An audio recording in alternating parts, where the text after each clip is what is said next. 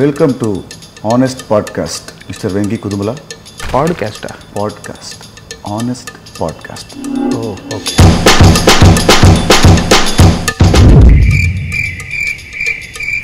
Okay, ప్రతి హీరోకి వాళ్ళ డైరెక్టర్స్ని కొన్ని క్వశ్చన్స్ అడగాలంటుంది.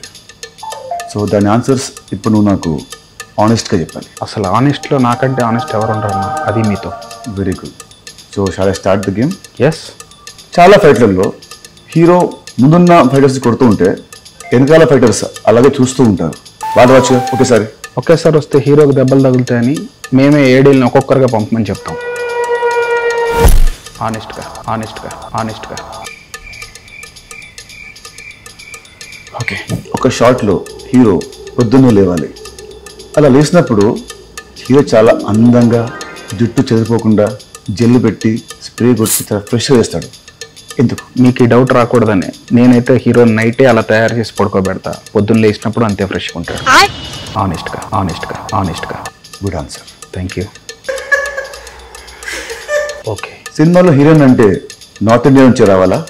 ఎందుకు? ఇలాంటి క్వశ్చన్ అడిగే రోజు వస్తేనే నేను ఇప్పటిదాకా సౌత్ ఇండియన్స్ని పెట్టుకున్నా.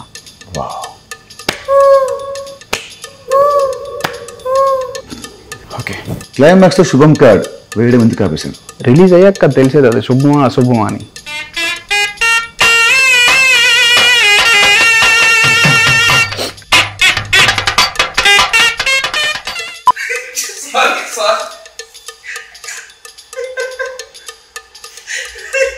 ఒక మార్కెట్లో అవుతుంది, ఒక మాస్ సాంగ్ షూట్ అవుతుంది.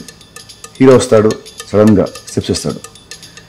అప్పుడు నెక్స్ట్ సెకండ్లోనే పక్క నుంచి ఒక కూరగాయలు అమ్మేవాడు ఆర్ పాలు అమ్మేవాడు వచ్చి జాయిన్ అయిపోయి సేమ్ స్టెప్స్ సింక్లో హీరోతో పాటు ఇలా వేస్తారు. అప్పుడప్పుడు సాంగ్లో వాళ్ళు పాడుతుంటారు.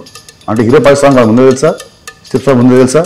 ఇలా ఆ కూరగాయలు అమ్మేవాడికి పాలు అమ్మేవాడికి డ్యాన్స్ వచ్చిన విషయం తెలిసే నేను ఆ మార్కెట్లో సాంగ్ షూట్ పెడతా. ఓకే. అసలు ఈ పాడ్కాస్ట్ దేనికోసం? మన రాబిన్ హుడ్ కోసం. మరి సినిమా ఎప్పుడు రిలీజ్? From March 28, 2025. ఎస్.